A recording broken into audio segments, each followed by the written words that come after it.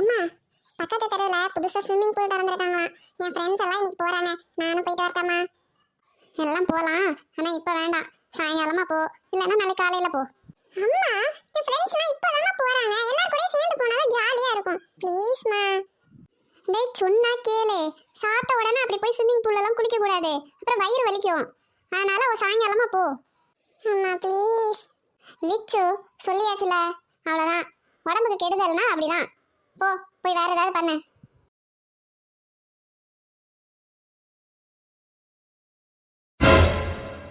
டேய், என்ன காரியம்டா பண்ற? டேய், எதுக்குடா இப்படி மீனை போட்டு பாடாப்படுத்துற? எடுத்து தண்ணிக்குள்ள விடுறா. அட சும்மா இருமா, நான் ரெஸ்ட் எடுத்துட்டு இருக்கேன். லீவு விட்டா வீட்ல கொஞ்ச நேரம் சும்மா இருக்க மாட்டியா? எதுக்கு இப்ப இந்த மீன் இப்படி கொல்ல பாக்குற? அம்மா, நீ தான சொன்ன சாப்பிட்டோன்னா குளிக்க கூடாது, ஸ்விமிங் பூல்லாம் போக கூடாது, அதெல்லாம் பண்ணா வயிறு வலிக்கும்னு.